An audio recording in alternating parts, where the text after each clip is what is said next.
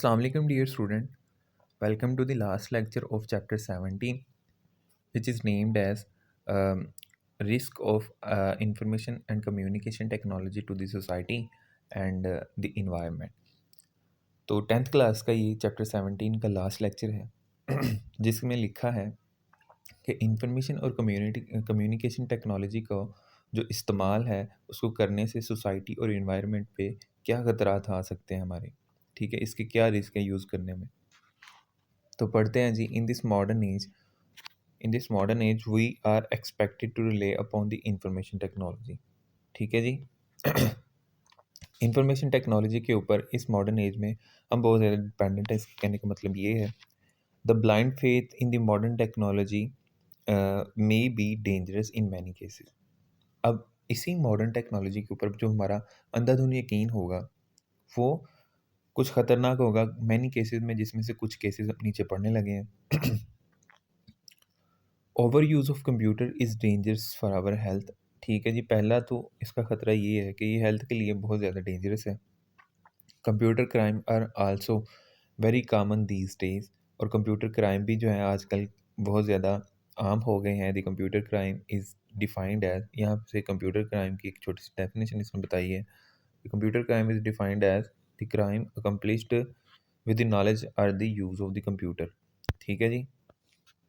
Are the use of the computer. जो भी crime जो है कंप्यूटर के यूज़ से किया जाए उसको हम कंप्यूटर क्राइम कहते हैं जी। There is also a word theft. एक और वर्ड है जी थेफ्ट। थेफ्ट का मतलब है कि चोरी करना। Theft is also most common form of the crime.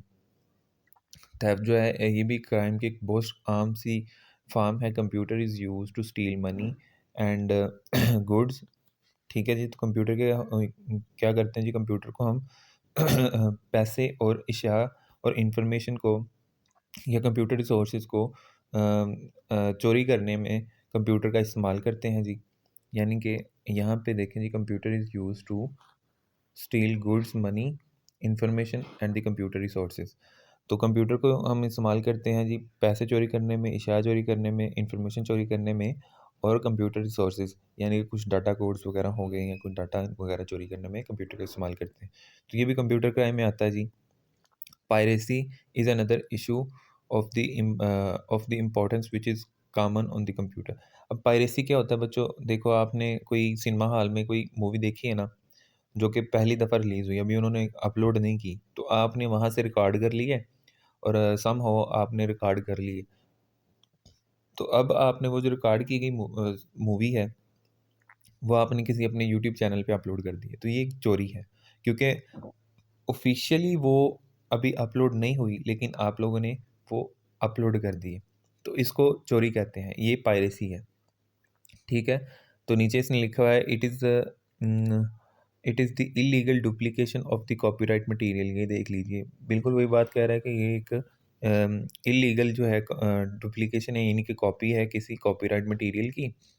जैसा कि बुक है, पेपर है या फिर कोई सॉफ्टवेयर भी हो सकता है, कोई मूवी भी हो सकती है।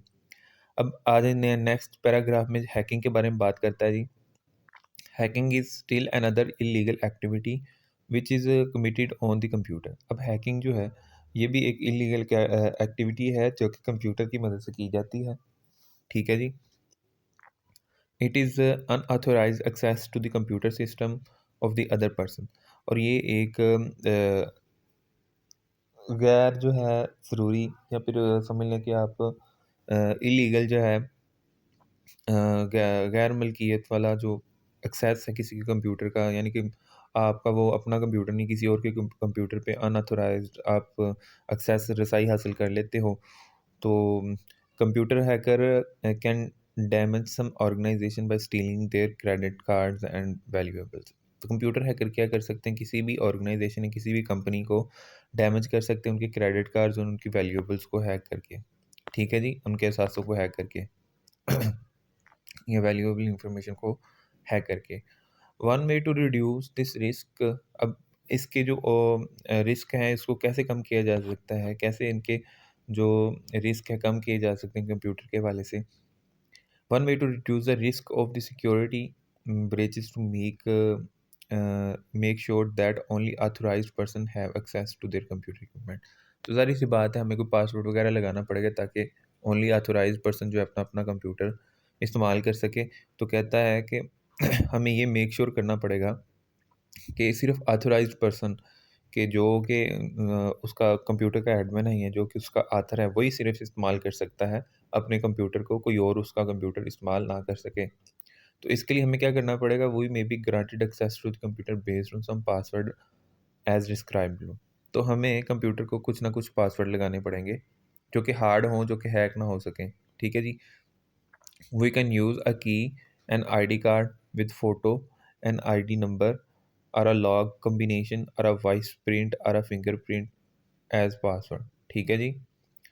तो कहता है कि हमें कुछ इस तरह की की लगानी पड़ेगी जिसमें कोई आईडी कार्ड हो जाए विद फ़ोटो। ठीक है। हमें अपना आईडी कार्ड स्कैन करवाना पड़े फ़ोटो के साथ, या कोई आईडी नंबर दे दिया जाए। ठीक है।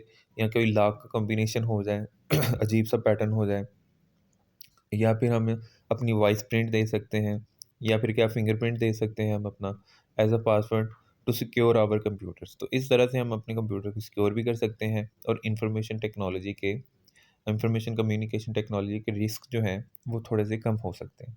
ठीक है जी। तो इंफॉर्मेशन कम्युनिकेशन टेक्नोलॉजी जो है, ये चैप्टर जो है इंफॉर्मेशन टेक्नोलॉजी का, इसी के साथ ख़त्म होता है।